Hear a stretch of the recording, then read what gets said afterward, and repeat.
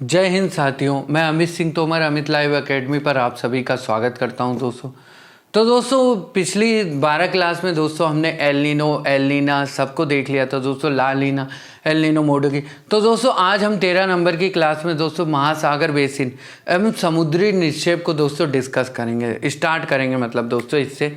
तो like share subscribe और comment करते रहना। सब्सक्राइब नहीं करा हो तो दोस्तों घंटी के बटन को दबाकर सब्सक्राइब कर लेना ताकि सारे नोटिफिकेशन मिलते रहें आपको। और दोस्तों ऊपर के आई बटन में मैंने प्लेलिस्ट दे दी है, प्लेलिस्ट में जाके दोस्तों सारे वीडियो देख लेना जितने भी हो चुके हैं अब तक। चलिए दोस्तों शुरू करते हैं। तो दोस्तों इसमें पहला है दोस्तों महासागर बेसिन का एक परिचय, इंट्रोडक्शन देखते हैं। तो सौरमंडल में हमारी पृथ्वी ही एकमात्र ऐसा ग्रह है जिस पर अत्यधिक मात्रा में जल विद्यमान है, इसलिए इसे अक्सर जलीय ग्रह की उपाधि दी जाती है। पृथ्वी के धरातल के कुछ क्षेत्रफल के 70.8% अर्थात 70.8% भाग पर महासागरों का विस्तार है।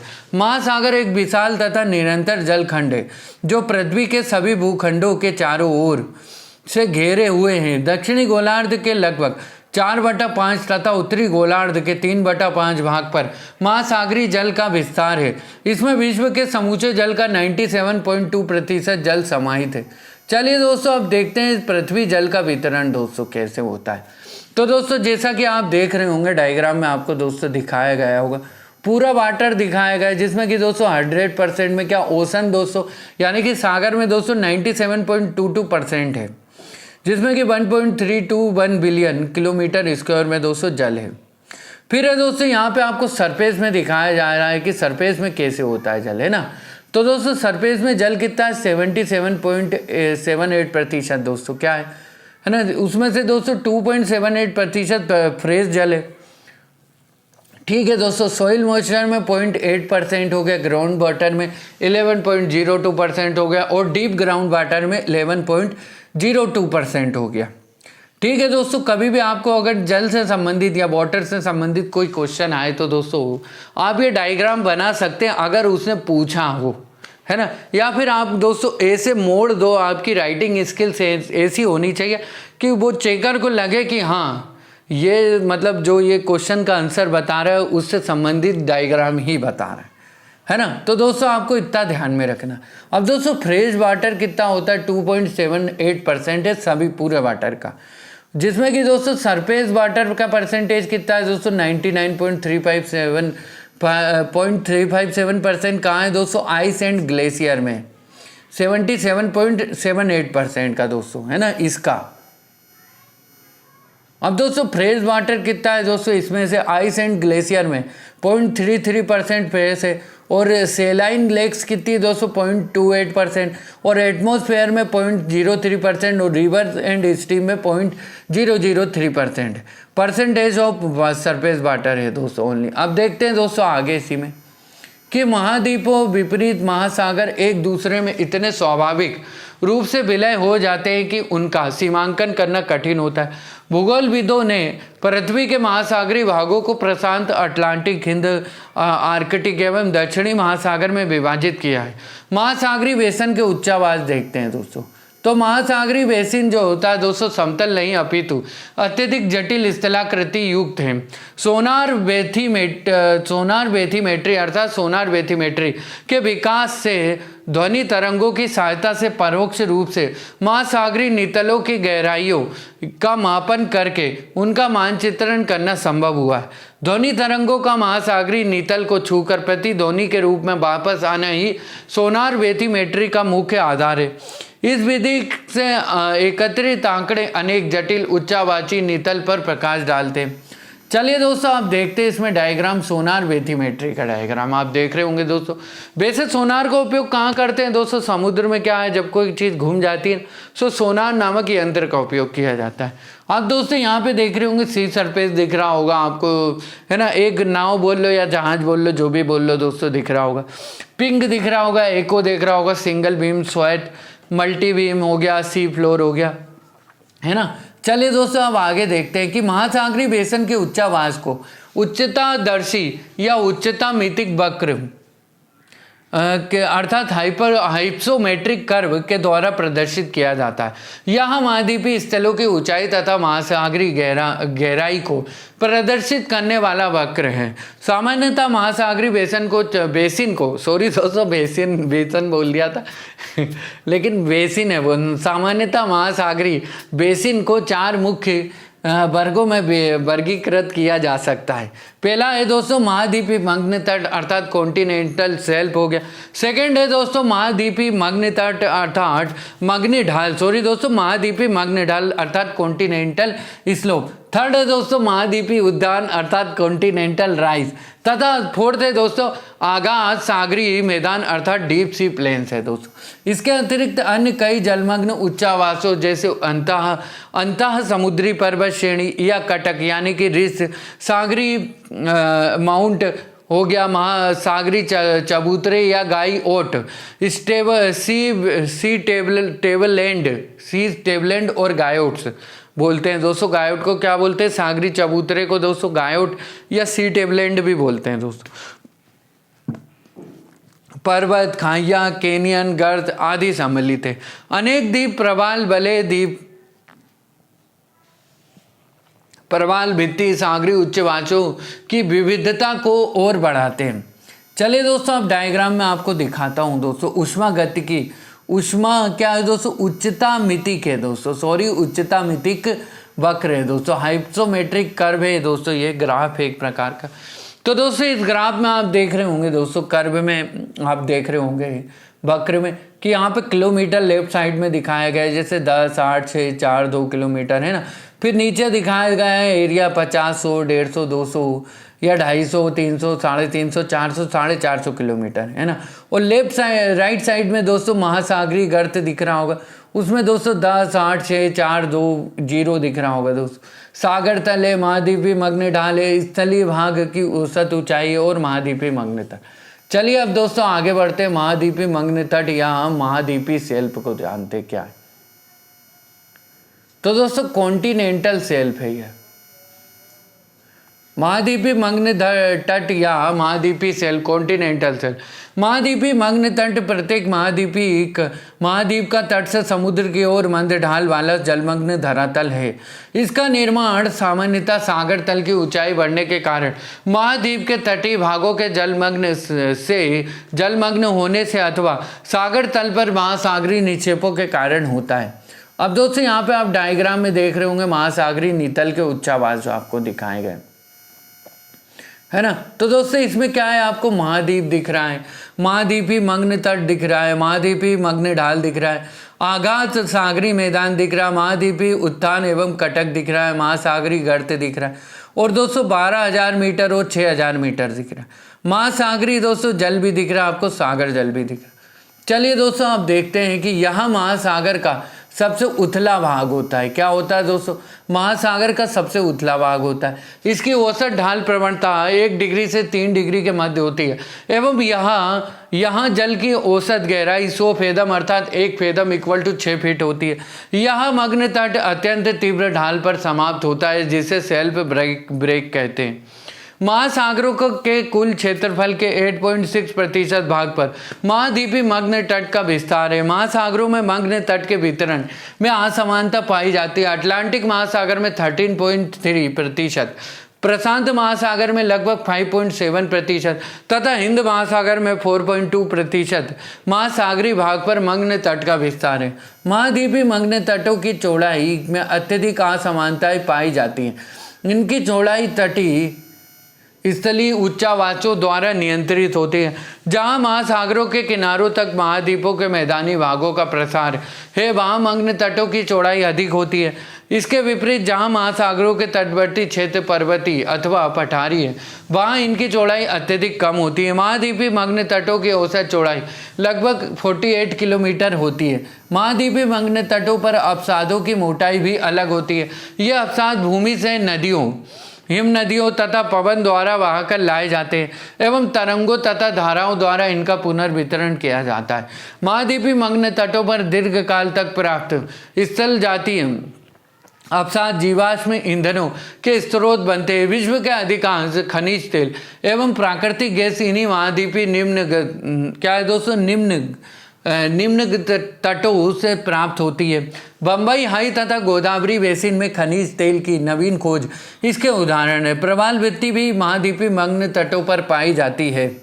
चलिए दोस्तों, अब देखते हैं कि प्रायः महाद्वीपीय मग्न तट मानव के लिए महानगरों के सबसे महत्वपूर्ण भाग है। इन तटों पर समुद्र का जल छिछला होता है, जो कि मछलियों के लिए अनुकूल है। सूर्य की रोशनी महाद्वीपीय मग्न तट के छिछले जल में होकर समुद्र तली तक पहुंचकर सूक्ष्म पौधों और जीवों की वृद्धि के लिए अनुकूल परिस्थितियां उत्पन्न करती। इसके अलावा महाद्वीपों से नदियों द्वारा अनेक पोषक तत्व बहाकर लाए जाते हैं, जो कि वनस्पतियों व समुद्री जीवों के लिए उपयोगी होते हैं। अबे दोस्तों, महाद्वीपीय मग्न तट अर्थात कॉन्टिनेंटल स्लोप, तो इसकी दोस्तों महाद्वीपीय मग्न तट की ढाल भिन्न स्थानों पर भिन्न भिन्न होती है तथा औसत ढाल प्रवणता 5 डिग्री होती है। मग्न ढाल पर जल की गहराई 200 मीटर से 2000 मीटर तक होती है। ढाल का किनारा महाद्वीपों के समाप्ति को इंगित करता है। महाद्वीपीय मग्न तट के अंतिम किनारे से मग्न ढाल प्रारंभ होता है, अतः महाद्वीपीय मग्न तट व गहरे महासागरीय मैदान के मध्य तीव्र ढाल वाला भाग महाद्वीपीय मग्न ढाल कहलाता है। समस्त सागरीय क्षेत्रफल के 8.5% भाग पर मग्न ढाल पाए जाते हैं। अटलांटिक महासागर में लगभग 12.4%, प्रशांत महासागर में 7% तथा हिंद महासागर में 6% भाग पर मग्न तट का विस्तार पाया जाता है। महाद्वीपीय मग्न ढालों पर सागरीय निक्षेप का अभाव होता है, क्योंकि तीव्र ढाल के कारण उन पर अवसाद स्थायी नहीं रह पाते। कई तटों के समीप इस महाद्वीपीय मग्न ढाल पर कैनियन अर्थात गहरे खड्डे एवं खाइयां पाई जाती, जिनका अंत ढाल के आधार पर पंखे के आकार के जलोढ़ निक्षेप में होता है। अब देखते हैं दोस्तों महाद्वीपीय उत्थान अर्थात कॉन्टिनेंटल राइज को देखते हैं। तो दोस्तों, जहां महाद्वीपीय ढाल का अंत होता है वहीं मंद ढाल वाले महाद्वीपीय उत्थान की शुरुआत होती है, परंतु जिन तटों के समीप महासागरीय गर्त उपस्थित होते वहां इनका पूर्णतः अभाव होता है। इसकी ढाल 0.5 से लेकर 1 डिग्री तक होती है और इसका सामान्य उच्चावास बहुत कम होता है। गहराई बढ़ने के साथ यह महाद्वीपीय उत्थान करीब करीब समतल होकर महासागरीय नितल मैदान या अगाध सागरीय मैदान में विलीन हो जाता है। अब दोस्तों देखते हैं अगाध सागरीय मैदान यानी कि डीप सी प्लेन्स क्या होता है। तो गहरे महासागरीय मैदान या महासागरीय नितल मैदान महासागरीय बेसिनों के मंद ढाल वाले क्षेत्र होते हैं। इनकी गहराई 3000 से 6000 मीटर तक होती है। ये मैदान महीन कणों वाले अवसादों जैसे कि मृत्तिका हो गया, गाद से अवतरित होते। सागरीय मैदान महासागरीय नितल के लगभग 76% भाग पर विस्तृत है। प्रशांत महासागर के 80.3%, हिंद महासागर के 80.1% तथा अटलांटिक महासागर के 54.9% भाग पर इनका विस्तार है। प्रशांत तथा हिंद महासागरीय क्षेत्र की तुलना में अटलांटिक महासागर में इसका विस्तार कम होने का प्रमुख कारण अटलांटिक महासागर में महाद्वीपीय निम्न तट का अधिक विस्तृत होना है। इस मैदानी भाग का अधिकांश विस्तार 20 डिग्री उत्तर एवं 60 डिग्री दक्षिण अक्षांश के मध्य पाया जाता है। प्राय 60 डिग्री से लेकर 70 डिग्री उत्तरी अक्षांशों के मध्य इनका अभाव देखा जाता है। इन समुद्री मैदानों में दोस्तों कटक हो गया, ज्वालामुखी पर्वत, निम्नगत द्वीप अर्थात गॉयट्स, गर्त, खाई और महासागरीय द्वीप जैसी स्थलाकृतियां भी मिलती हैं, जो कभी कभी महासागरों के मध्य समुद्र तल से ऊपर उठ जाती हैं। महासागरीय गर्त या खाइयों को देखते हैं दोस्तों, ओशन डीप्स को देखते हैं। तो महासागरीय गर्त महासागरों के सबसे गहरे भाग होते हैं, जो महासागरीय नितल के लगभग 7% भाग पर विस्तृत हैं। गर्त अपेक्षाकृत खड़े किनारे वाले संकीर्ण बेसिन होते हैं। ये अपने चारों ओर महासागरीय तली की अपेक्षा 3 से 5 किलोमीटर तक गहरे होते हैं।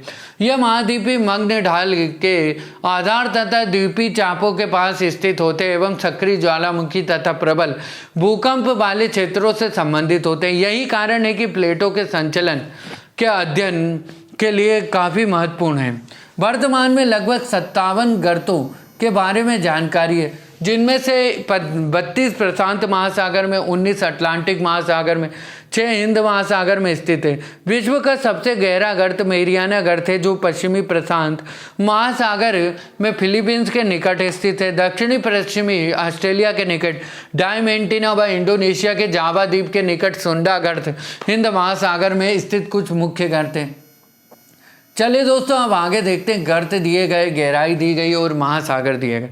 तो दोस्तों गर्त में दिया गया मेरियाना गर्त की दोस्तों गहराई 11,033 मीटर है और ये दोस्तों मेरियाना गर्त जो है दोस्तों ये प्रशांत महासागर में स्थित है। टोंगा गर्त दिया गया, इसकी गहराई टोंगा गर्त की 10,800 मीटर गहराई है और टोंगा गर्त दोस्तों प्रशांत महासागर के दक्षिण पश्चिम में स्थित है। क्यूराइल गर्त दोस्तों 10,542 मीटर गहरा है और दोस्तों क्यूराइल गर्त प्रशांत महासागर के उत्तर पश्चिम में स्थित है। फिलीपींस गर्त या दोस्तों मिंडानाओ गर्त दोनों इसको कहते हैं दोस्तों। ये दोस्तों 10,497 मीटर गहरा है और दोस्तों ये प्रशांत महासागर के पश्चिमोत्तर में स्थित है ना। फिर है दोस्तों कर्मोडक गर्त जो कि 10,047 मीटर गहरा है और ये दोस्तों प्रशांत महासागर के दक्षिण में स्थित है। दक्षिण ही दोस्तों सोलोमन गर्त ये 9,140 मीटर गहरा है और ये प्रशांत महासागर में स्थित है दक्षिणी सोलोमन गर्त। फिर है दोस्तों जापान गर्त है जो कि 8,412 मीटर गहरा है जो कि दोस्तों प्रशांत महासागर के उत्तर में स्थित है जापान गर्त। पोर्टिन रिको गर्त जो दोस्तों 8,600 मीटर गहरा है जो कि दोस्तों अटलांटिक महासागर में स्थित है पोर्टिरिको गर्त है। फिर है दोस्तों अल्यूशियन गर्त ये 7,600 मीटर गहरा है और प्रशांत महासागर में स्थित है अल्यूशियन गर्त। सुंडा गर्त दोस्तों 3,200 मीटर गहरा है और हिंद महासागर में स्थित है सुंडा गर्त। अब दोस्तों प्रमुख गर्त तो हमने देख लिए दोस्तों। अब कुछ अन्य महासागरी नितल उच्चावास देखते कि उपयुक्त वर्णी महासागरी बेसिन के प्रमुख उच्चावासों के अतिरिक्त लघु किंतु कुछ महत्वपूर्ण उच्चावास महासागरों के विभिन्न भागों में प्रमुखता से पाए जाते हैं। मध्य महासागरी कटक है। तो दोस्तों कटक को देखते हैं हम। तो महासागरी कटक को महासागर के प्रसार केंद्र के रूप में भी जाना जाता है। यह सागर नितल प्रसारण के लिए उत्तरदायी है। तो दोस्तों आप यहाँ पे देख रहे होंगे डायग्राम दोस्तों, दोनों प्लेटों के बीच मध्य महासागरी कटक का उदाहरण है दोस्तों। यहाँ पे आपको दोस्तों दिख रहा होगा कि विस्तृत होते कटक या नई चट्टान का निर्माण होता है। क्रिस्टल प्लेटें एक दूसरे से दूर हो जाती है ना दोस्तों, दिख रहा होगा। और कटक के निकट ज्वालामुखियों का निर्माण दोस्तों आपको दिख रहा होगा और कटक के लंबवत कुछ महत्वपूर्ण कुछ भ्रंश उपस्थित होते हैं यहाँ पे दोस्तों। ये पढ़ा हमने, ये पढ़ा भी। और दोस्तों सीमा या महासागरी क्रस्ट दिख रहे होंगे दोस्तों आपको, दोनों थोड़े से अलग होते हुए दिख रहे होंगे और मैग्मा दोस्तों ऊपर की ओर जा रहा है और दोनों प्लेटों के बीच से होकर मैग्मा का ऊपर की ओर प्रवाह होता है। इसी को दोस्तों क्या कह रहे हैं हम, मध्य महासागरी कटक कह रहे हैं। तो दोस्तों इन विश्वव्यापी महासागरी कटकों की व्याख्या प्लेट विवर्तनिक सिद्धांत द्वारा की जा सकती है। दो प्लेटों के प्लेटों के अपसरण के कारण एस्थेनोस्फीयर से मैग्मा के उद्गार द्वारा इन महासागरी कटकों का निर्माण हुआ है। चलिए दोस्तों अब आगे देखते हैं क्या है आगे की खबर कि एक मध्य महासागरी कटक पर्वतों की दो श्रृंखलाओं से बना होता है जो एक विशाल अवनवन द्वारा अलग किए गए होते हैं। इन पर्वत श्रृंखलाओं के शिखर की ऊंचाई 2,500 मीटर तक हो सकती है तथा इनमें से कुछ समुद्र की सतह तक भी पहुंच सकते हैं। उदाहरण के स्वरूप आइसलैंड जो मध्य अटलांटिक कटक का एक भाग है। अटलांटिक व हिंद महासागर में इन कटकों का अधिक विस्तार मिलता है। तो दोस्तों आप देख रहे होंगे डायग्राम में दोस्तों मध्य महासागरी कटकों की अवस्थिति दिखाई जा रही है दोस्तों कि कहाँ कहाँ मध्य महासागरी कटक आते हैं। मिड अटलांटिक रिज डिटेल दोस्तों। तो दोस्तों ये डायग्राम का आप स्क्रीनशॉट ले लेना और चीज़ों को समझ लेना दोस्तों। चलिए दोस्तों देखते हैं अपन समुद्री टीला यानी कि सी माउंट को देखते हैं। तो दोस्तों समुद्री टीला जो होता है दोस्तों यह तीव्र शिखरों वाला एक पर्वत है जो महासागरीय तली से ऊपर की ओर उठा हुआ रहता है, किंतु महासागरों की सतह तक नहीं पहुंच पाता। समुद्री टीले ज्वालामुखी के द्वारा उत्पन्न होते हैं, 3000 से लेकर 4500 मीटर ऊंचे हो सकते हैं। एम्पेरर समुद्री टीला जो प्रशांत महासागर में हवाई द्वीप समूह का विस्तार है, इसका एक अच्छा उदाहरण। जलमग्न कैनियन को देखते हैं दोस्तों, क्या है तो महासागरीय नितल पर स्थित गहरे गार्ज को जलमग्न कैनियन कहते हैं। यह गहरी घाटियां होती है। यह मुख्यतः महाद्वीपीय निम्नगत तट अर्थात निम्नगत तट, ढाल तथा उत्थान तक ही सीमित है। अंतः सागरीय कैनियन प्रायः तट के लंबवत तथा बड़ी बड़ी नदियों के मुहाने के सामने पाए जाते हैं। कई बार ये बड़ी नदियों के मुहाने से आगे की ओर विस्तृत होकर महाद्वीपीय शेल्फ और ढालों को आर पार काटती नजर आती है। हडसन कैनियन विश्व का सबसे अधिक जाना माना कैनियन है। निम्नगत द्वीप अर्थात गायोट्स को देखते हैं दोस्तों, जिसको कि चलिए दोस्तों देखते हैं कि निम्नगत तट अर्थात गायोट्स क्या है। तो दोस्तों यह चपटे शिखर वाले समुद्री टीले हैं। इन चपटे शिखर वाले जलमग्न पर्वतों के निर्माण की अवस्थाएं क्रमिक अवतलन के साक्ष्यों द्वारा प्रदर्शित होती है। अकेले प्रशांत महासागर में अनुमानतः 10,000 से अधिक समुद्री टीले एवं निम्नगत द्वीप स्थित है। अब दोस्तों एटोल को देखते हैं कि एटोल है क्या। तो दोस्तों एटोल जो है उष्ण कटिबंधीय महासागरों में पाए जाने वाले प्रवाल भित्तियों से युक्त निम्न आकार के द्वीप हैं, जो कि गहरे अवनवन को चारों ओर से घेरे होते हैं, है ना दोस्तों। छोटे द्वीप होते हैं निम्न आकार के। तो दोस्तों कुछ अंतर सागरीय उच्चावास आपको दिए गए हैं दोस्तों। तो इनमें से दोस्तों अगर आपसे एक एक पूछे तो आप एक एक का डायग्राम बना दें, और अगर आपको एक साथ क्वेश्चन में पूछ लिया बहुत सारे तो आप ये डायग्राम बना सकते हैं। जैसा कि दोस्तों हम लेफ्ट साइड में देख रहे हैं, लैंड देख रहे हैं, शोर लाइन देख रहे हैं, महाद्वीपीय उभार को देख रहे हैं, महाद्वीपीय डाल देख रहे हैं, गर्त देख रहे हैं, जलमग्न कैनियन को देख रहे हैं, समुद्री टीला दोस्तों आपको दिख रहा है, गायोट्स या निम्नगत तट आपको दिख रहा होगा दोस्तों, अभी हमने पढ़ा था। अबेसियल प्लेन दिख रहा है, भ्रंश दिख रहा है, अंतः सागरी पहाड़ी दिख रही है, सागर तल दिख रहा है, मध्य सागरी कटक, अगाध सागरी मैदान दिख रहा है, निम्नगत तट दिख रहा है, महाद्वीपीय ढाल दिख रही है दोस्तों, तट रेखा दिख रही है और स्थल भाग दिख रहा है। तो दोस्तों कोई भी आपको क्वेश्चन आए वो डायरेक्ट अगर 3 नंबर में पूछना चाहेगा, अगर आप स्टेट PCS MPPCS दे रहे हैं तो दोस्तों 3 नंबर में वो पूछ लेगा कि भ्रंश को बताइए, या फिर भ्रंश लिख के दे देगा, या फिर लिख के दे देगा निम्नगत द्वीप अर्थात गायोट्स को बताऊं, या समुद्री टीला दे देगा, या एटोल लिख के दे देगा। और दोस्तों इसी को वो 5 नंबर में पूछ लेगा दोस्तों कि अगर एटोल लिख के दे दिया 5 नंबर तो थोड़ा बढ़ा कर लिख दो, और अगर 11 नंबर में दे दिया उसने, है ना, मध्य सागरी कटक दे दिया तो ज़्यादा पूरा डायग्राम आप ये बना सकते हो। अगर मध्य सागरी कटक दोस्तों 11 नंबर में आपको दे दिया तो दोस्तों आप ये पूरा डायग्राम बना सकते हो, और उसके आसपास की चीज़ों को भी आप डिस्क्राइब कर सकते हो, क्योंकि 11 नंबर में दोस्तों आप पूरा लिख सकते हो। चलिए दोस्तों आप देखते हैं कि विभिन्न महासागरों के उच्चावास क्या है। तो दोस्तों अटलांटिक महासागर के उच्चावास। अटलांटिक महासागर का आकार एस अक्षर के समान है। यह प्रशांत महासागर के क्षेत्रफल का लगभग 50% है। यह दक्षिण में अधिक विस्तृत है। भूमध्य रेखा की ओर यह निरंतर सकरा होता रहता है ना। महाद्वीपीय मग्न तट को देखते हैं दोस्तों। तो अटलांटिक महासागर के मग्न तटों में अत्यधिक असमानता पाई जाती है।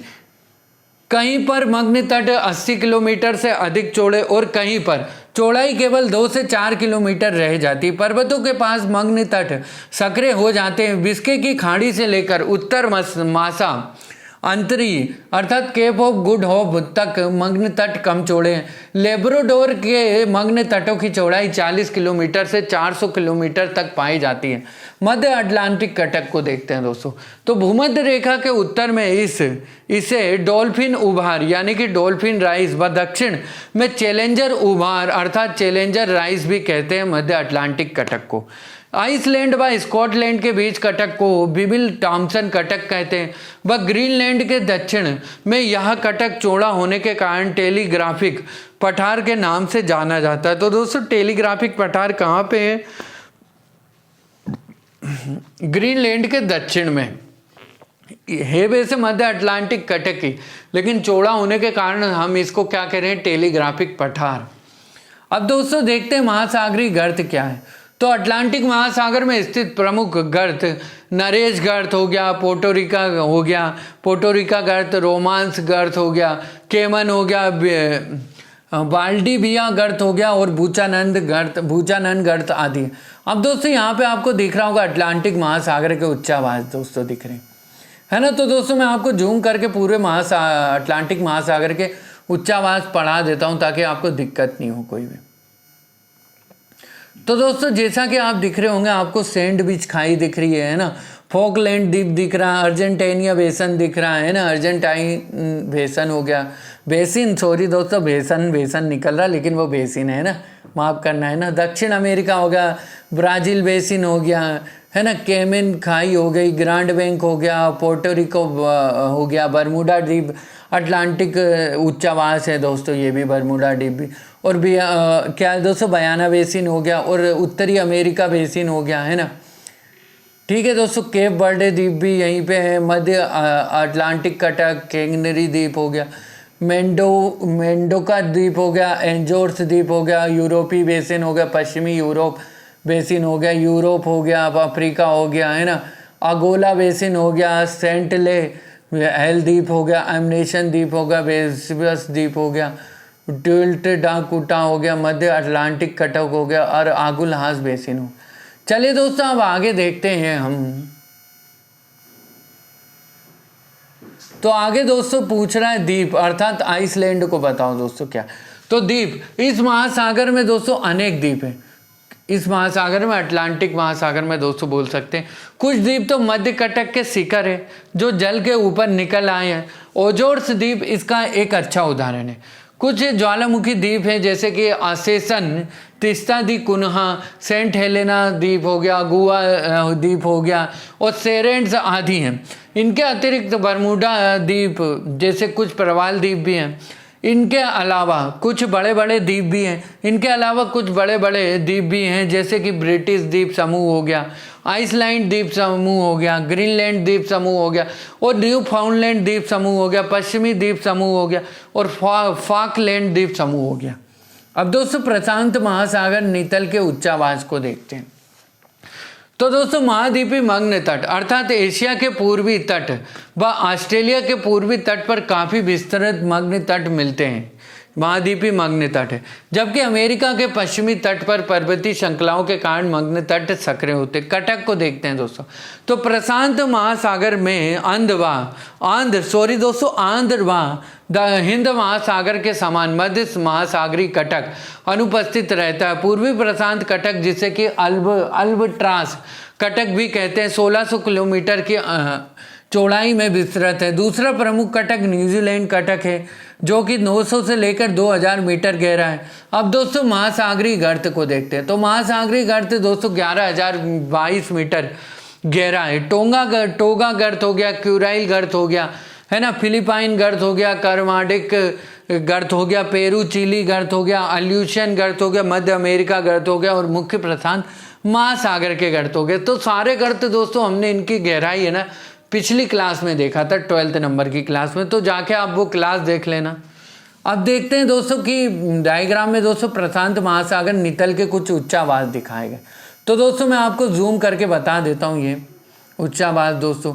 तो इसमें दोस्तों जैसे कि आपको तस्मान बेसिन दिख रहा है, कर्माडिक खाई हो गया, दक्षिणी प्रशांत बेसिन हो गया, टोगा खाई हो गई है ना, कोरल समुद्री बेसिन हो गया, मेरियाना खाई हो गई, मध्य प्रशांत बेसिन हो गया, बेनिन खाई हो गया, मगलन समुद्री हो गया, जापान खाई हो गया, क्यूराइल खाई हो गया, एस्परर समुद्री टोला श्रृंखला हो गया, अल्यूशियन खाई हो गया, अलास्का वितली मैदान हो गया, मेंडोसिनो विभाग क्षेत्र हो गया है ना। तो और भी दोस्तों पूर्वी प्रशांत बेसिन हो गया, कैलेरियन विभाग क्षेत्र हो गया, ग्वाटेमाला बेसिन हो गया, दक्षिण अमेरिका हो गया, पेरू चिली खाई होगी, नाजका कटक हो गया, पेरू चिली खाई, चिली कटक और दक्षिण पूर्व प्रशांत बेसिन हो गया। तो चलिए दोस्तों अब आगे देखते हैं हम। इसमें भी दोस्तों द्वीप बताए गए, द्वीप क्या होता है आखिर में इसको समझने की कोशिश करते हैं। तो द्वीप जो होते हैं दोस्तों प्रशांत महासागर में 20,000 से भी अधिक छोटे बड़े द्वीप हैं प्रशांत महासागर में, द्वीपों की बात कर रहे हैं। तो अधिकतर द्वीप पश्चिमी प्रशांत महासागर में हैं। बड़े द्वीप एशिया और ऑस्ट्रेलिया महाद्वीपों के निकट स्थित हैं। इन्हीं महाद्वीपों जैसी चट्टानों से बने हैं। क्यूराइल हो गया, जापान हो गया, ताइवान, फिलीपींस, न्यू गिनी और न्यूजीलैंड इस महासागर के कुछ बड़े द्वीप हैं। इस महासागर के मध्यवर्ती द्वीप प्रवाल या ज्वालामुखी द्वीप हैं। सीमांतर सागर अर्थात मार्जिनल सीज हो गया, मार्जिनल सीज हो गया। इस महासागर के अधिकतर सीमांतर सागर भी इसके पश्चिमी भाग में ही है। बेरिंग सागर, ओखोस्टक सागर, जापान सागर, पीला सागर, पूर्वी चीनी सागर हो गया, दक्षिणी चीनी सागर हो गया, कोरल सागर हो गया, तस्मान सागर आदि प्रशांत महासागर के उल्लेखनीय सीमांत सागर हैं, है ना। तो चलिए दोस्तों अब आगे देखते हैं इसके आगे क्या क्या दिया गया है। हिंद महासागर नितल के दोस्तों उच्चावास को देखते हैं। तो दोस्तों हिंद महासागर नितल के उच्चावास, तो हिंद महासागर की औसत गहराई 4000 किलोमीटर है और दक्षिणी में इसकी चौड़ाई अधिक है ना। महाद्वीपी मग्न तट को देखते हैं दोस्तों। तो बंगाल की खाड़ी, अरब सागर व अफ्रीका के पूर्वी भाग पर मग्न तट चौड़े मिलते हैं। पूर्व की ओर जावा, सुमात्रा के पास मग्न तट सक्रिय हो जाते हैं। मध्यवर्ती कटक को देखते हैं, सेंट्रल रीज को देखते हैं। तो उत्तर में प्रायद्वीपी भारत के मग्न तट से प्रारंभ होता है। उत्तर में प्रायद्वीपी भारत के मग्न तट से प्रारंभ होता है मध्यवर्ती कटक यानी कि सेंट्रल रीज। वह चौड़ाई 320 किलोमीटर हो जाती है। इस भाग को लकाद्वीप चेगोस के नाम से जानते हैं। भूमध्य रेखा एवं 30 डिग्री दक्षिणी अक्षांश के मध्य कटक चेगा सेंट पाल कटक कहलाता है। इसकी चौड़ाई 320 किलोमीटर रहती है। 30 डिग्री से 50 डिग्री दक्षिणी अक्षांशों के मध्य कटक एम्स्टर्डम, क्या है दोस्तों, एम्स्टर्डम सेंट पाल कटक कहलाता है। वह चौड़ाई 1600 किलोमीटर हो जाती है। 50 डिग्री दक्षिणी अक्षांश के दक्षिण में दो शाखाओं में विभक्त हो जाता है। पश्चिम में कारगुलेन गासबर्ग कटक व पूर्वी शाखा इंडियन आर्कटिक कटक कहलाती है। अब दोस्तों इसी में हम आगे देखते हैं दोस्तों हिंद महासागर नितल के उच्चावास दिए गए। तो दोस्तों आप इसका स्क्रीनशॉट ले लेना, मैं आपको दोस्तों थोड़ा सा जूम करके बता देता हूँ। तो दोस्तों हिंद महासागर के नितल के उच्चावास में क्या क्या आते हैं देखते हैं दोस्तों। तो दक्षिण पूर्वी भारतीय कटक आता है, दक्षिण हिंद बेसिन आता है, दक्षिण ऑस्ट्रेलिया बेसिन आता है, पश्चिम ऑस्ट्रेलिया बेसिन आता है, खंडित कटक आता है, मध्य मरमती कटक आता है। दोस्तों कुछ पढ़ने में नहीं आ रहा है, ध्यान में रखना दोस्तों। ऑस्ट्रेलिया यहाँ पे पास में, जावा खाई दोस्तों हिंद महासागर में आ रही है ना। मध्य बेसिन आ रहा है दोस्तों, 90 पूर्वी कटक आ रहा है, श्रीलंका आ रहा है, एशिया भारत ये तो अलग ही हो रहे हैं दोस्तों, है ना, जमीन आ रही है। फिर अरब बेसिन आ रहा है दोस्तों, अफ्रीका यहाँ पे ज़मीन है दोस्तों। कार्लसबर्ग कटक आ रहा है दोस्तों। मध्य बेसिन 90 पूर्वी कटक यहाँ तो हमने पढ़ लिया दोस्तों, है ना। सेशल्स मैरियान्स आ रहा है दोस्तों। मस्करीन बेसिन आ रहा है। दक्षिण पश्चिमी भारतीय कटक आ रहा है, मेडागास्कर कटक आ रहा है ना। दक्षिण हिंद महासागर आ रहा है। तो चलिए दोस्तों अब आगे देखते हैं महासागरीय गर्त को दोस्तों, देखते हैं कि महासागरीय गर्त क्या है। तो महासागरीय गर्त जो है दोस्तों, हिंद महासागर में गर्तों की संख्या कम है। सुंडा गर्त सर्वाधिक महत्वपूर्ण गर्त है। द्वीप को देखते हैं दोस्तों। तो द्वीप जो हिंद महासागर में अनेक द्वीप हैं, इनमें से कुछ महाद्वीपों से टूटकर अलग हुए हैं। श्रीलंका हो गया, अंडमान निकोबार द्वीप समूह हो गया, मेडागास्कर तथा जंजीबार ऐसे ही द्वीप हैं। दक्षिण भारत के निकट लक्षद्वीप तथा महाद्वीप प्रवाल द्वीप है। सीमांत सागर अर्थात लाल सागर हो गया, फारस की खाड़ी, अदन की खाड़ी, अरब सागर, लक्षद्वीप सागर, बंगाल की खाड़ी, मोजाम्बिक चैनल हिंद महासागर के प्रमुख सीमांतर सागर हैं, सीमांत सागर। अब देखते हैं दोस्तों महासागरीय निक्षेप को देखते हैं दोस्तों। तो महासागरीय नितल पर निक्षेपित असंगठित पदार्थों को महासागरीय निक्षेप कहा जाता है। वास्तव में यह निक्षेप जैविक और अजैविक स्रोतों से प्राप्त अवसादों की मोटी परत है। इन निक्षेपों का बहुत बड़ा भाग स्थल खंडों से प्राप्त होता है। यद्यपि स्थल से प्राप्त होने वाले अवसादों को समुद्र तक लाने का कार्य नदियाँ, पवन, हिमानी तथा लहरों द्वारा किया जाता है, किंतु इन सभी में नदी का सर्वाधिक महत्वपूर्ण योगदान है। अब दोस्तों देखते हैं महासागरीय निक्षेप का कुछ भाग। समुद्री जीवों तथा वनस्पतियों के अवशेषों से प्राप्त होता है। स्थल के ऊपर तथा समुद्र के भीतर होने वाले ज्वालामुखी उद्गारों से प्राप्त पदार्थ भी निक्षेप के निर्माण में महत्वपूर्ण भूमिका निभाते हैं। सभी प्रकार के महासागरीय निक्षेपों के निम्नानुसार वर्गीकृत किया जा सकता है। पहला है दोस्तों स्थलजात निक्षेप है कि महासागरों में निक्षेपित भूमिज पदार्थ जो स्थलीय भाग पर अपक्षय की क्रिया के कारण चट्टानों में विघटन तथा वियोजन से प्राप्त होते हैं और मुख्य रूप से महासागरीय मग्न तट के ऊपर जमा किए जाते हैं, स्थलजात निक्षेप कहलाते हैं। कणों के आकार, उनकी बनावट तथा रासायनिक संगठन के आधार पर स्थलीय पदार्थों को बजरी, रेत तथा पंख 3 प्रकारों में विभक्त किया जाता है। बजरी के अंतर्गत कणों का आकार 2 से 256 mm व्यास तक होता है। 256 mm से अधिक व्यास वाले टुकड़े को गोला सम कहा जाता है। गोला सम, गोला, शमिका, गुटिका और कणिका क्रमशः 256 mm से लघु आकार के होते हैं। रेत का निर्माण भी धरातल से चट्टानों के विघटन से होता है। इसके कणों का आकार 1 से लेकर 1/16 एवं व्यास तक होता है, जिसे नदियां तथा पवन सागरों में लाकर जमा करती हैं। समुद्र में गोला सम और बजरी के विघटन से भी रेत का निर्माण होता है। सिल्ट, मृत्तिका तथा पंख, इसको देखते हैं दोस्तों। Silt, clay and mud 1/17 mm से लेकर 1/257 mm व्यास वाले कणों को सिल्ट तथा 1/257 mm से लेकर 1/8192 mm व्यास वाले कणों को मृत्तिका कहते हैं। मृत्तिका से छोटे कणों को पंख की श्रेणी में रखा जाता है।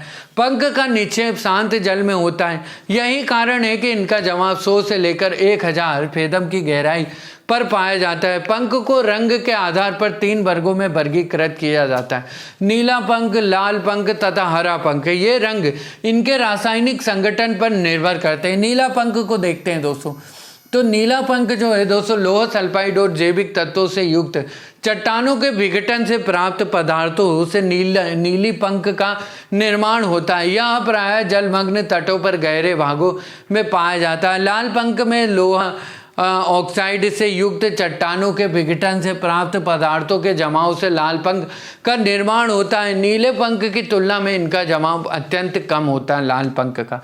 हरे पंख का निर्माण नीले पंख के समुद्री रासायनिक अवयव समुद्री रासायनिक अपक्षय के कारण होता है। इनमें पोटेशियम सिलिकेट या आयरन सिलिकेट की प्रधानता होती है। इनका जमाव उन सागरी भागों में अधिक होता है जहाँ पर नदियों का जल नहीं आ पाता है। अब दोस्तों देखते हैं, हमको यहाँ पे महासागरीय निक्षेप दिखाया गया है। तो दोस्तों यहाँ पे आप एक डायग्राम देख रहे होंगे, है ना, महासागरीय निक्षेप में दोस्तों। तो दोस्तों इसमें महाद्वीपीय मग्न तट अर्थात कॉन्टिनेंटल शेल्फ आपको दिख रहा होगा। फिर महाद्वीपीय ढाल आपको दिख रहा है कॉन्टिनेंटल स्लोप, और 1200 फेदम महासागरीय खड्ड अर्थात ओशन डीप दिख रहा है। फिर आपको दिख रहा है दोस्तों सी लेवल अर्थात सागर तल दिख रहा है। ब्लू मड, ग्रीन मड दोस्तों, नीली पंख, हरी पंख ऊपर की तरफ दिख रहा है।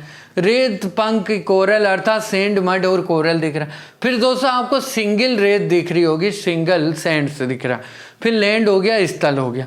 तो दोस्तों ये महासागरीय निक्षेप का एक डायग्राम है, छोटा सा बना दोगे दोस्तों तो नंबर ज़्यादा मिल जाएंगे आपको, क्योंकि डायग्राम से चीज़ें ज़्यादा समझ में आती हैं चेकर को भी दोस्तों। मतलब जहाँ पे पूछा गया है वहाँ पे बनाना है दोस्तों, मतलब मन से नहीं बनाना है, जहाँ मतलब आवश्यकता उसी प्रकार से बनाना है। फ्लो चार्ट में भी दोस्तों आपको ये ध्यान में रखना है, जहाँ पूछा गया है वहीं पे यूज़ करें हम फ्लो चार्ट का। ज्वालामुखी निक्षेप को देखते हैं दोस्तों। ज्वालामुखी उद्गार से निस्तृत पदार्थ महासागरीय निक्षेप में पाए जाते हैं। ज्ञातत्व है कि ज्वालामुखी भूपृष्ठीय तथा अंतः समुद्री दोनों प्रकार के हो सकते हैं। भूपृष्ठीय ज्वालामुखी निक्षेप को पवनों या नदियों के सहारे समुद्र में लाया जाता है। इनका इस रंग भूरा तथा काला होता है। इसमें कार्ट्स की अपेक्षा लावा की मात्रा अधिक होती है। अब दोस्तों जैविक निक्षेप को देखते हैं दोस्तों। तो दोस्तों जैविक निक्षेप है ये जो है दोस्तों, इन्हें कार्बनिक पदार्थ भी कहा जाता है। इसके अंतर्गत नेरेटिक अर्थात महाद्वीपीय मग्न तट पर स्थित और पेलेजिक अर्थात गहन सागरी पदार्थ निक्षेपों को रखा जाता है। नेरेटिक निक्षेप दोस्तों मुख्यतः महाद्वीपीय मग्न तट पर जमा होते जाते हैं एवं इनके ऊपर भूमिज पदार्थों का आवरण पाया जाता है। इसके अंतर्गत सागरी जीवों के अस्थिर क्या है दोस्तों, अस्थि पंजर एवं सागरी जीवों के क्या है दोस्तों के अस्थि पंजर एवं वनस्पतियों के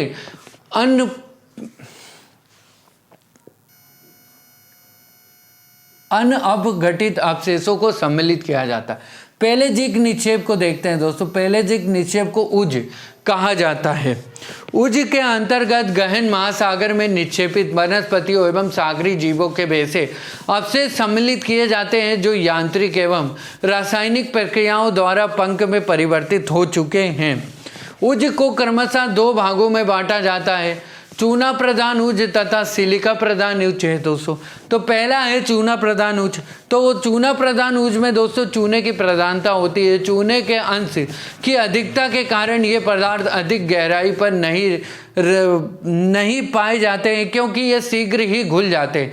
इनकी स्थिति 1000 से लेकर 2000 फेदम के मध्य महासागरों की तली पर पाई जाती है। चूना प्रधान उज को आगे दो उपभागों में विभाजित किया जाता है,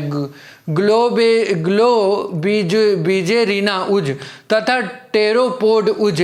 दोस्तों इसके एक उदाहरण मान सकते हैं आप या फिर अभी पढ़ते हैं दोस्तों। ग्लोबेरिना उज का निर्माण मुख्य रूप से चूना प्रधान ग्लोबीजेरीना जीव के कवच से होता है।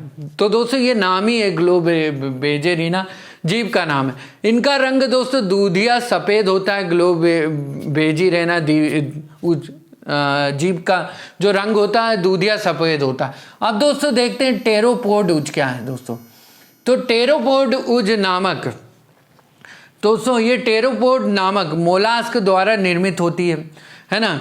इसमें 80% कैल्शियम कार्बोनेट पाया जाता है। इनकी स्थिति मुख्य रूप से कोरल रीफ वाले क्षेत्रों में पाई जाती है। सिलिका प्रधान उज को देखते हैं दोस्तों। तो दोस्तों सिलिका प्रधान उज में दोस्तों सिलिका की प्रधानता होती है। चूने की कमी के कारण यह जल्दी घुलती नहीं है, अतः ठंडे तथा गर्म दोनों प्रकार के सागरों में अत्यधिक गहराई तक पाई जाती है। पुनः सिलिका उज को रेडियो लेरियन उज तथा डाइटम उज में उप विभाजित किया जाता है। अब दोस्तों इसी में आगे देखते हैं हम रेडियो लेरियन उज क्या है। तो रेडियो लेरियन उज का निर्माण रेडियो लेरियन नामक एक प्रोटोजोआ के अवशेष से होता है। इसमें सिलिका का अंश अधिक तथा कैल्शियम कार्बोनेट का अंश कम होता है। गहराई के साथ चूने का अंश घटता जाता है। यह उष्ण कटिबंधीय महासागरों में 2000 से 5000 फेदम की गहराई तक पाई जाती है रेडियो लेरियन उज। अब डाइटम उज को देखते हैं दोस्तों। डाइटम उज सूक्ष्म पौधों के अवशेष द्वारा निर्मित होते हैं। डाइटम उच्च अक्षांशों में गहरे सागरी भागों में पाई जाती है। अजैविक निक्षेप को दोस्तों देखते हैं कि क्या है दोस्तों। तो महासागरी जल के तापक्रम में परिवर्तन के कारण रासायनिक परिवर्तन होते रहते हैं, जिस कारण कई प्रकार के अजैविक खनिज तथा तत्व महासागरों में जमा हो जाते हैं। इसके अंतर्गत लाल चीका, ज्वालामुखी पदार्थ तथा ब्रह्मांडीय पदार्थों को सम्मिलित किया जाता है। इनमें डोलोमाइट, सिलिका, लोहा, मैंगनीज ऑक्साइड, फॉस्फेट आदि तत्वों की प्रधानता है। समुद्री रासायनिक परिवर्तनों के कारण कार्बनिक तथा अकार्बनिक पदार्थों में इतना मिश्रण हो जाता है कि उनमें विभाजन करना कठिन हो जाता है। महासागरी तल में इन पदार्थों का जमाव अधिक विस्तृत क्षेत्रों में पाया जाता है। लाल चीका सर्वाधिक विस्तृत क्षेत्रों में पाया जाने वाला पेलेजिक अजैविक निक्षेप है। अब दोस्तों इसी में देखते हैं हम। तो दोस्तों यहीं पे हमारा चैप्टर ये जो निक्षेप है समाप्त होता है। अब दोस्तों 19 नंबर का चैप्टर है महासागरी जल का तापमान, लवणता एवं घनत्व। दोस्तों महासागरी जल का तापमान, लवणता एवं घनत्व को देखते हैं दोस्तों।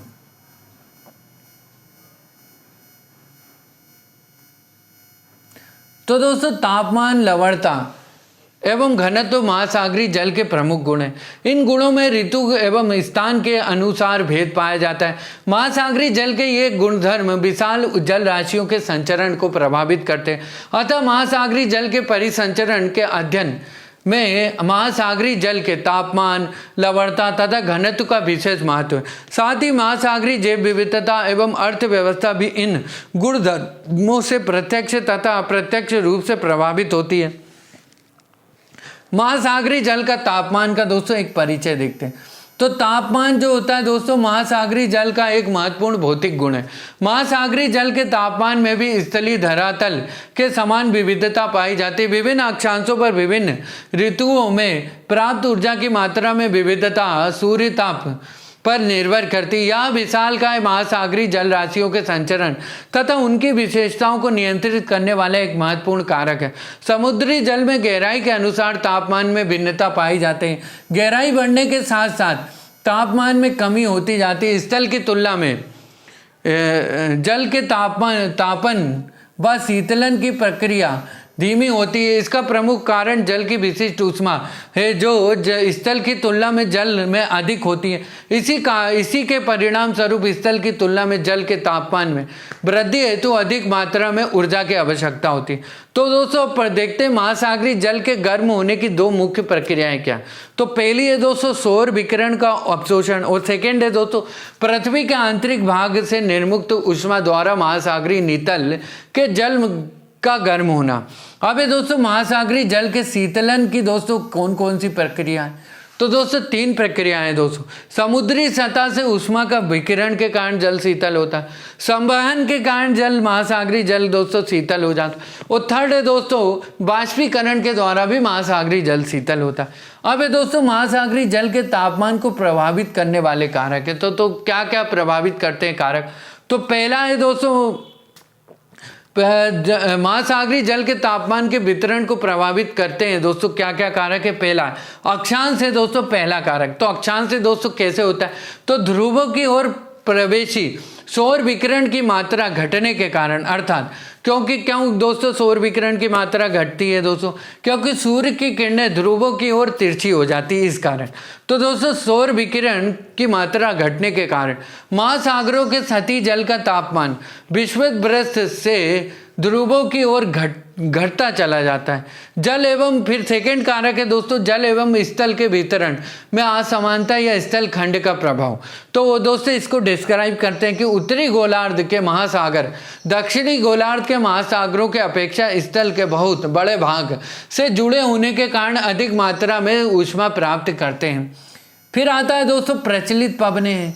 जब स्थल से सागर की ओर अर्थात अपतटीय पवनें है ना स्थल से सागर की ओर पवनें चलती हैं तो अपने साथ तट से सतही गर्म जल को सागर की ओर बाहर ले जाती है जिसके परिणाम स्वरूप उसकी स्थानापूर्ति के लिए नीचे का ठंडा जल ऊपर की ओर आ जाता है। इसके विपरीत जहाँ पर पवनें तट की ओर अर्थात अभी तटीय पवनें चलती हैं वहाँ पर तट के निकट गर्म जल राशि एकत्रित हो जाती है जिस कारण तापमान बढ़ जाता है। परिणाम स्वरूप तापमान में देशांतरी अंतर उत्पन्न हो जाता है। फिर दोस्तों फोर्थ नंबर का कारक है दोस्तों महासागरीय धाराएं। तो महासागर की गर्म तथा ठंडी जल धाराएं प्रभावित क्षेत्रों के तापक्रम को नियंत्रित करती हैं। गर्म महासागरीय धाराएं ठंडे क्षेत्रों के तापमान को बढ़ा देती हैं जबकि ठंडी धाराएं गर्म महासागरीय क्षेत्रों में तापमान को कम कर देती हैं। जैसे कि दोस्तों गल्फ स्ट्रीम कैसी धारा है दोस्तों गर्म धाराएं है ना। और उत्तरी अमेरिका के पूर्वी तट तथा उत्तरी पश्चिम यूरोप के पास सागरीय तापमान को बढ़ा देती है जबकि लेब्राडोर धारा अर्थात ठंडी धारा है दोस्तों। लेब्राडोर धारा जो है दोस्तों ठंडी धारा। तो लेब्राडोर धारा के कारण उत्तरी अमेरिका के उत्तरी पूर्वी तट पर तापक्रम हिमांक के पास पहुंच जाता है। ये भी कारक महासागरीय जल के तापमान को स्थानिक रूप से प्रभावित करते हैं। इसके अतिरिक्त लवणता हो गया, घनत्व हो गया, वाष्पीकरण की दर, अंतःसागरीय कटक की अवस्थिति, स्थानीय मौसम, सागर की स्थिति तथा आकार आदि कारक भी तापमान के वितरण को प्रभावित करते हैं। निम्न अक्षांशों में स्थित फिर दोस्तों एक और कारक देखते हैं दोस्तों। निम्न अक्षांशों में स्थित भू परिवेष्टित समुद्रों का तापमान खुले समुद्रों की अपेक्षा अधिक होता है जबकि उच्च अक्षांशों में स्थित भू परिवेष्टित समुद्रों का तापमान खुले में समुद्रों की अपेक्षा कम होता है। चूंकि महासागरों का आकार त्रिविमीय होता है, अतः तापमान के वितरण को समझने के लिए इसके अक्षांशीय विस्तार के साथ साथ गहराई के साथ परिवर्तन को भी समझना आवश्यक है। महासागरीय जल के तापमान के वितरण का क्षैतिज तथा ऊर्ध्वाधर अध्ययन किया जाता है। अब दोस्तों देखते हैं कि तापमान का क्षैतिज वितरण कैसे होता है। तो सभी महासागरों का औसत वार्षिक तापमान लगभग 17.2 डिग्री सेल्सियस माना गया। उत्तरी एवं दक्षिणी गोलार्ध का औसत वार्षिक तापमान क्रमशः 19 डिग्री तथा 16 डिग्री सेल्सियस के आसपास होता है। यह भिन्नता उत्तरी एवं दक्षिणी गोलार्ध में स्थल जल के असमान वितरण के कारण होती है। अब दोस्तों देखते हैं भूमध्य रेखा पर महासागरीय सतह का औसत तापमान 27 डिग्री सेल्सियस अंकित किया जाता है और इसके बाद उत्तर तथा दक्षिण ध्रुवों की ओर जाने पर तापमान क्रमिक ढंग से कम होता जाता है। तापमान में यह गिरावट सामान्यतः प्रति अक्षांश आगे बढ़ने पर 0.5 डिग्री सेल्सियस की दर से कम होती जाती है। 20 डिग्री अक्षांश पर औसत तापमान 22 डिग्री सेल्सियस, 40 डिग्री अक्षांश पर 14 डिग्री सेल्सियस तथा ध्रुवों के नज़दीक 0 डिग्री सेल्सियस होता है। हालांकि उच्चतम तापमान विषुवत वृत्त पर नहीं बल्कि इससे कुछ उत्तर की ओर आयन रेखाओं के समीपी भागों में अंकित किया जाता है, क्योंकि इन क्षेत्रों में आकाश खुला रहता है तथा वर्षा नगण्य होती है। उत्तरी गोलार्ध में स्थलीय भाग अधिक होने के कारण महासागरों का तापमान दक्षिणी गोलार्ध की अपेक्षा अधिक होता है। अब दोस्तों देखते हैं तापमान का ऊर्ध्वाधर वितरण क्या है दोस्तों। तो महासागरों का सर्वाधिक तापक्रम हमेशा उनकी ऊपरी सतहों पर होता है, क्योंकि ऊपरी सतह सूर्य की ऊष्मा को प्रत्यक्ष रूप से प्राप्त करती है। यहाँ ऊष्मा संवहन की प्रक्रिया के माध्यम से महासागरों के गहराई तथा प्रवेश करती है। परिणाम स्वरूप गहराई बढ़ने के साथ साथ तापमान में कमी आने लगती है, लेकिन तापमान की यहाँ हर्ष दर सभी गहराइयों पर एक समान नहीं होती है। महासागरीय जल का तापीय प्रशाप चित्र महासागर के सतही जल एवं गहरी परतों के बीच सीमा क्षेत्र को दर्शाता है। यह सीमा समुद्री सतह से लगभग 100 से लेकर 400 मीटर नीचे प्रारंभ होती है एवं कई भी 100 मीटर नीचे तक जाती है। वह सीमा क्षेत्र जहां तापमान में तीव्र गिरावट आती है ताप प्रवणता अर्थात थर्मोक्लाइन कहलाती है। महासागरीय जल के कुल आयतन का लगभग 90% गहरे महासागर में ताप प्रवणता के नीचे पाया जाता है। इस क्षेत्र में लगभग 0 डिग्री सेल्सियस तक पहुंच जाता है। चलिए दोस्तों अब देखते हैं, यहाँ पे हमको डायग्राम दिखाया गया है दोस्तों।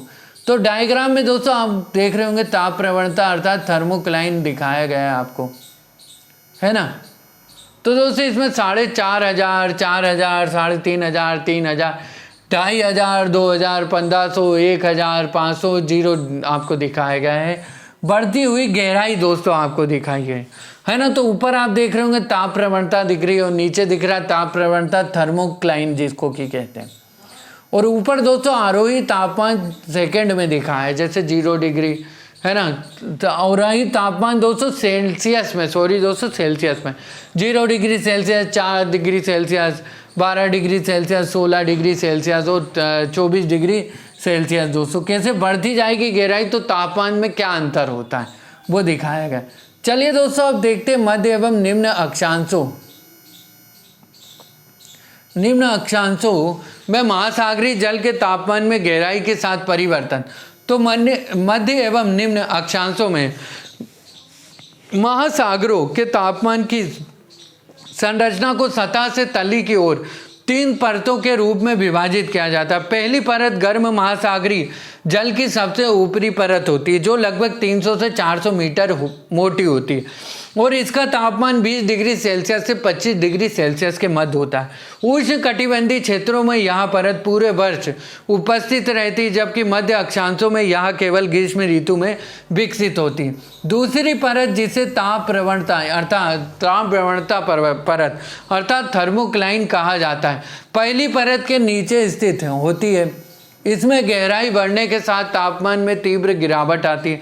यहाँ थर्मोक्लाइन की मोटाई 300 से लेकर 1000 मीटर तक होती है। तीसरी परत है दोस्तों अत्यधिक ठंडी होती है तथा आगाध महासागरीय मैदान तक विस्तृत होती है। यहाँ तापमान 0 डिग्री सेल्सियस के निकट होता है। आर्कटिक एवं अंटार्कटिक वृत्तों में सतही जल का तापमान 0 डिग्री सेल्सियस के निकट होता है और इसलिए गहराई के साथ तापमान में बहुत कम परिवर्तन होता है। यहाँ ठंडे जल की केवल एक ही परत पाई जाती है जो सतह से महासागरीय तली तक विस्तृत होती है। चलिए दोस्तों, अब देखते हैं महासागरीय लवणता अर्थात ओशन सैलिनिटी क्या है दोस्तों। तो लवणता समुद्री जल की एक महत्वपूर्ण विशेषता है। महासागरीय जल विभिन्न प्रकार के लवणों के मिश्रण है। सागरीय जल के भार एवं उसमें घुले हुए पदार्थों के भार के अनुपात को सागरीय लवणता कहते हैं। सामान्य रूप में समुद्री लवणता को प्रति 1000 ग्राम जल में स्थित लवण की मात्रा अर्थात 0/00 या पीपीटी पार्ट्स पर 1000 के रूप में दर्शाया जाता है। अब दोस्तों, महासागरों की औसत लवणता लगभग 0/00 होती है। 24.7 0/00 लवणता को खारे जल का सीमांकन करने की उच्चतम सीमा माना जाता है। अधिक लवण युक्त समुद्र अपेक्षाकृत अधिक समय में जमता है। इसी प्रकार समुद्री जल का क्वथनांक भी सामान्य जल से अधिक होता है। चैलेंजर अभियान 1884 में हुआ था दोस्तों। चैलेंजर अभियान 1884 के दौरान समुद्री जल में 27 प्रकार के लवणों के घुले होने का पता लगाया गया, जिसमें से कुछ महत्वपूर्ण लवणों की मात्रा के अनुसार क्रम दोस्तों इस प्रकार है। सोडियम क्लोराइड के बाद मैग्नीशियम क्लोराइड, फिर है दोस्तों magnesium sulphate, calcium sulphate, potassium sulphate तथा कैल्शियम कार्बोनेट। यद्यपि विभिन्न महासागरों में लवणों की कुल मात्रा में अंतर हो सकता है, लेकिन संरचना के अनुपात में सर्वमान समानता है। अब दोस्तों, महासागरीय लवणता को प्रभावित करने वाले कारक देखते हैं। क्या कारक? तो दोस्तों है वाष्पीकरण है दोस्तों कारक इसका, है ना। तो दोस्तों, महासागरों के सतह के जल की लवणता मुख्यतः वाष्पीकरण पर निर्भर करती है। लवणता का वाष्पीकरण की क्रिया से सीधा संबंध है। जहां पर वाष्पीकरण की मात्रा अधिक होगी वहां पर लवणता की मात्रा में वृद्धि होगी। यही कारण है कि उष्ण मरुस्थलों के समीप समुद्री जल में लवणता अधिक होती है। वर्षण की अधिकता के कारण लवणता कम हो जाती है। स्वच्छ जल की आपूर्ति महासागरीय लवणता प्रभावित करने वाले कारक में दोस्तों है स्वच्छ जल की आपूर्ति।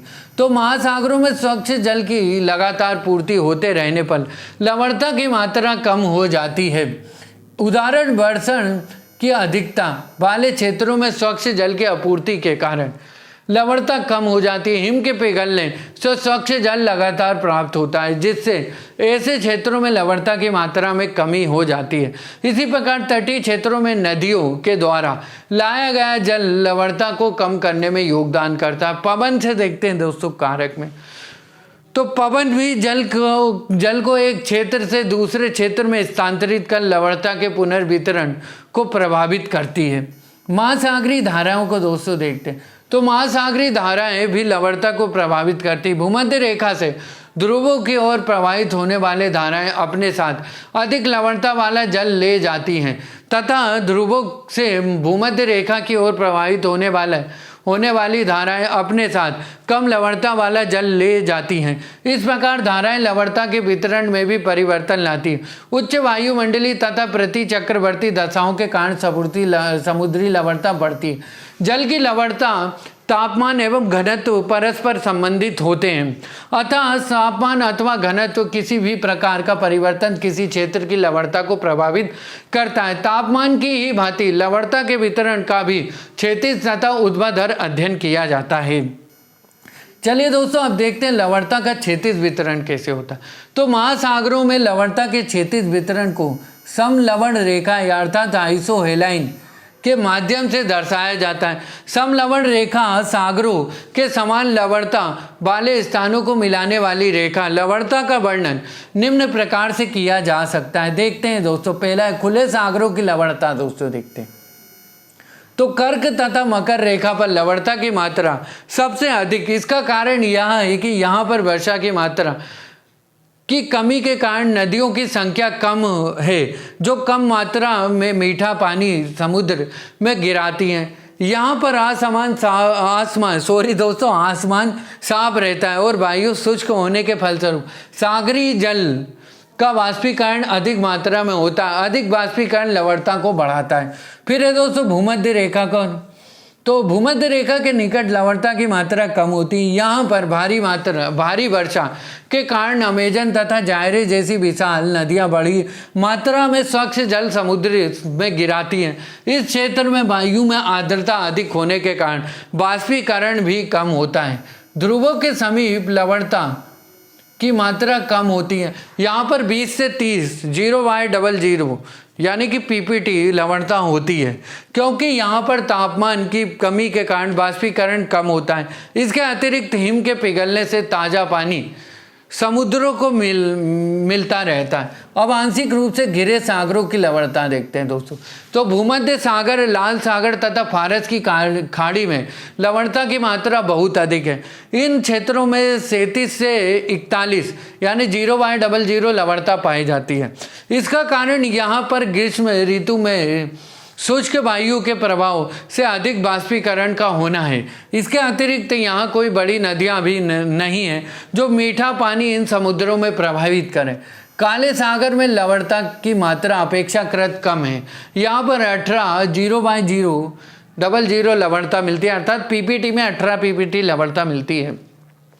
यहाँ पर कम तापमान के कारण वाष्पीकरण कम होता है। इसके अतिरिक्त डेन्यूब हो गया, नीपर तथा डॉन जैसी नदियां बड़ी मात्रा में स्वच्छ जल सागर में गिराती हैं। बाल्टिक सागर में दोस्तों देखते हैं, तो बाल्टिक सागर में लवणता क्या होती है दोस्तों, बहुत ही कम है। यहाँ स्वीडन तट के निकट 11 0y00 तथा बोथनिया की खाड़ी के निकट केवल 2 0y00 लवणता पाई जाती। यहाँ तापमान कम होने के कारण वाष्पीकरण कम है। इसके अतिरिक्त हिम पिघलने तथा स्कैंडिनेविया के पहाड़ों से अनेक छोटी छोटी नदियों के बाल्टिक सागर में गिरने से पर्याप्त मात्रा में स्वच्छ जल एकत्रित हो जाता है। अब दोस्तों देखते हैं आगे अंतर्देशीय सागरों तथा झीलों की लवणता। तो दोस्तों इनकी लवणता पर वाष्पीकरण, उच्च तापमान तथा स्वच्छ जलापूर्ति प्रभाव पड़ता है। नदी के अववाह से लवणता में कमी होती है तथा वाह्य जलापूर्ति क्षेत्र से संबंध नहीं होने पर लवणता की मात्रा बढ़ जाती है। अंतर्देशीय समुद्रों तथा झीलों की लवणता सामान्यतः बहुत अधिक होती है। संयुक्त राज्य अमेरिका के उटाह राज्य में ग्रेट सॉल्ट लेक में लवणता 220 0y00, जॉर्डन में मृत सागर की तो लवणता 238 0y00 तथा टर्की में बॉन झील की लवणता 330 0y00। बॉन झील तथा मृत सागर में अधिक लवणता के कारण जल का घनत्व इतना बढ़ गया है कि यहाँ मनुष्य डूब नहीं सकता। इन क्षेत्रों में लवणता की अत्यधिक वृद्धि का कारण यहाँ अधिक वाष्पीकरण तथा जल की कमी है। फिर है दोस्तों कैस्पियन सागर में देखते हैं दोस्तों। तो कैस्पियन सागर भी अंतः समुद्र है, किंतु इसमें वोल्गा तथा यूराल नदियाँ पर्याप्त मात्रा में मीठा जल लाकर प्रवाहित करती हैं। अतः यहाँ पर केवल 14 से लेकर 17 0y00 तक ही लवणता रहती। चलिए दोस्तों अब देखते हैं, हम डायग्राम के मदद से चीज़ों को और समझने की कोशिश करते हैं। तो लवणता का दोस्तों आपको दिख रहा होगा क्षैतिज वितरण दिखाया गया है ना दोस्तों। तो क्षैतिज वितरण में दोस्तों देख रहे होंगे आप, तो उसको दोस्तों स्क्रीनशॉट लेके जूम करके देख लेना, नहीं तो मैं दोस्तों आपको दिखा देता हूँ जूम करके, है ना। तो कहीं पे दोस्तों 35, कहीं पे 35 पैसिफिक ओशन हो गया, है ना। ग्रेट सॉल्ट लेक में दोस्तों 33-34 दिख रहा है, 37 अटलांटिक ओशन में 36-34 ऐसे दिख रहा है, रेड सी में 36-35, है ना। तो ये दोस्तों आप स्क्रीनशॉट ले लेना, ध्यान में रखना। अब दोस्तों लवणता को ऊर्ध्वाधर वितरण कैसे होता है इसको देखते हैं दोस्तों। तो गहराई के साथ लवणता में परिवर्तन होता है, परंतु इसमें परिवर्तन महासागरों की अक्षांशीय स्थिति पर भी निर्भर करता है। सामान्यतः गहराई में वृद्धि के साथ लवणता कम होती जाती है। सतह की लवणता जल के हिम या वाष्प रूप में परिवर्तित हो जाने के कारण बढ़ जाती है या स्वच्छ जल के मिल जाने से कम हो जाती है। गहराई में लवणता लगभग नियत होती है क्योंकि वहाँ किसी प्रकार से जल का ह्रास या लवण की मात्रा में वृद्धि नहीं होती है। अतः महासागरों के सतही एवं गहरे क्षेत्रों के बीच लवणता में स्पष्ट अंतर होता है। लवणता साधारणतः गहराई में वृद्धि के साथ कम होती जाती है तथा एक स्पष्ट क्षेत्र जिसे कि हेलोक्लाइन कहा जाता है, वहाँ यह तीव्रता से बढ़ती है। अब दोस्तों गहराई के साथ लवणता में क्या क्या परिवर्तन होता है इसको देखते हैं दोस्तों, कैसा परिवर्तन होता है। तो दोस्तों गहराई के साथ लवणता में ऊर्ध्वाधर परिवर्तन होता है, ध्यान में रखना दोस्तों। तो दोस्तों यहाँ पे आप देख रहे होंगे दोस्तों, इसमें दोस्तों आपको डीप जोन दिख रहा होगा, डेप्थ दिख रही होगी, लो दिख रहा होगा, सैलिनिटी दिख रही होगी और हाई दिख रहा होगा दोस्तों। हाई क्या है दोस्तों, सबसे लास्ट में दिख रहा है ना दोस्तों। यहाँ पे दोस्तों हाई दिख रहा है ना, और हेलोक्लाइन दोस्तों दिख रहा होगा, ये दोस्तों हाई दिख रहा है ना। जैसे कि दोस्तों यहाँ पे सैलिनिटी लो दिख रहा है, सरफेस मिक्स जोन यहाँ पे दिख रहा है, ट्रांजिशन जोन दिख रहा है, इक्वेटर दिख रहा है दोस्तों है, और पोलर लेटीट्यूड डेप्थ हो गया, और डीप जोन दोस्तों यहाँ पे ये डीप जोन दिख रहा है ना दोस्तों। तो और सब ट्रॉपिक्स दिख रहा है दोस्तों। चलिए दोस्तों अब आगे देखते हैं हम कि लवणता, तो लवणता समुद्री जल के घनत्व को प्रभावित करती है, महासागरीय जल के स्थिरीकरण को प्रभावित करती है। यदि अन्य कारक स्थिर रहें तो समुद्री जल की बढ़ती लवणता उसके घनत्व को बढ़ाने में सहयोग करती है। उच्च लवणता युक्त जल प्रायः कम लवणता युक्त जल के नीचे बैठ जाता है, इससे महासागर में लवणता का स्थिरीकरण हो जाता है। समुद्री लवणता के लंबवत वितरण की प्रवृत्तियों का विवरण निम्नवत है। उच्च अक्षांशों में स्थित शीत कटिबंधीय महासागरों में 300 से लेकर 1000 मीटर की गहराई तक लवणता में वृद्धि होती, परंतु 1000 मीटर गहराई के नीचे लवणता लगभग स्थिर रहती है। निम्न अक्षांशों अर्थात उष्ण कटिबंधीय समुद्रों में 300 से लेकर 1000 मीटर की गहराई तक लवणता में ह्रास होता है, परंतु इसके नीचे लवणता स्थिर रहती है। यहाँ महासागरीय जल की सबसे ऊपरी सतह में अधिकतम लवणता होती है। इस तरह स्पष्ट है कि 300 मीटर 1000 मीटर की गहराई में लवणता में तीव्र परिवर्तन होता है। इस परत को हेलोक्लाइन कहते हैं। क्या कहते हैं? हेलोक्लाइन। अब दोस्तों थर्ड नंबर पे आती है हेडिंग महासागरीय जल का घनत्व। तो दोस्तों इसको हम अगली क्लास में पढ़ेंगे दोस्तों। तो लाइक शेयर सब्सक्राइब और कमेंट करते रहना, ज़्यादा से ज़्यादा लोगों को शेयर करना ताकि सभी लोगों की हेल्प हो सके। और सब्सक्राइब नहीं करा हो दोस्तों तो घंटी के बटन को दबाकर सब्सक्राइब कर देना दोस्तों, ताकि आपको सारे नोटिफिकेशन मिलते रहें दोस्तों। तो मिलते हैं दोस्तों अगली क्लास में दोस्तों। ऊपर के आई बटन में दोस्तों मैंने प्लेलिस्ट डाल दी है, प्लेलिस्ट का नाम है ज्योग्राफी प्री कम मेंस। तो जाकर दोस्तों प्लेलिस्ट में सारे वीडियो सारी क्लासें देख लेना। तो मिलते हैं अगली क्लास में दोस्तों। जय हिंद, जय भारत, वंदे मातरम। मिलते हैं अगली क्लास में।